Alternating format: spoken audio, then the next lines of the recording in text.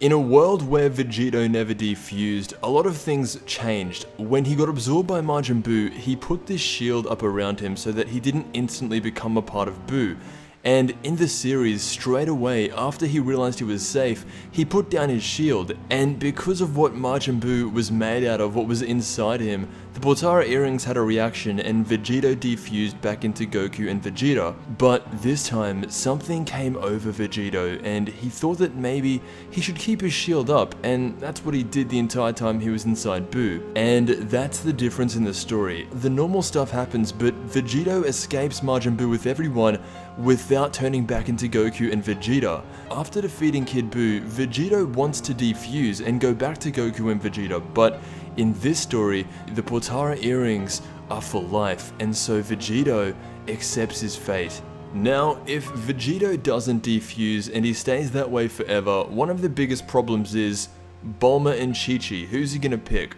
Well, in the beginning, he decided to try both. He said that he had love for both families, which I guess is true, it's Goku and Vegeta, but Chi-Chi said that she's used to Goku not being around, so Vegito being with Bulma just made more sense.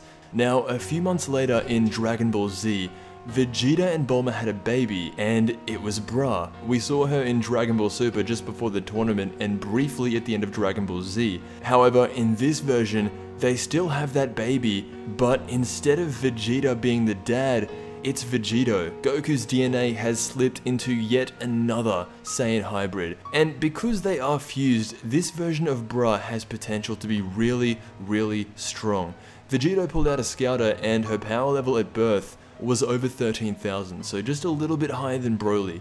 Also, around this time, Pan is born, so skip ahead a few years and Vegito is personally training Pan and Bra, the future generation. One day, when Bra asks to spar with Gohan, who is actually her brother, at 6 years old she is putting up a decent fight with him, but she's mad that she can't transform into a Super Saiyan and everyone else can.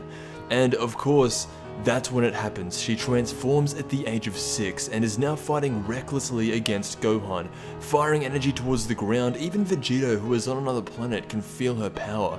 She is so out of control that Gohan has to knock her out and bring her up to Kami.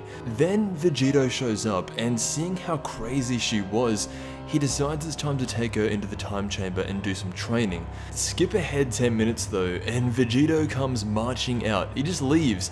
He instant transmissions out of there, and whatever he did, his training didn't work. Goku and Vegeta were never really good with training kids. That's when Gohan goes in and tells her to pretend that Super Saiyan is her base form. When she comes out of the hyperbolic time chamber, she's got to apologize to everyone because when she was fighting Gohan earlier, she almost destroyed the Earth.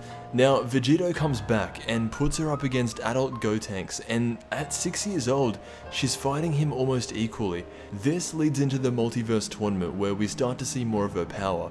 To put it into perspective, she is the most powerful Saiyan hybrid because her dad is Vegito. Right now, the story is still going on, but it's a different perspective on how Dragon Ball Z could have ended if Vegito never defused. Super did change how the Potara earrings work, but I don't think that ruins the concept of the story. Anyway, I want to thank you so much for watching, and I'll see you in the next Dragon Ball video.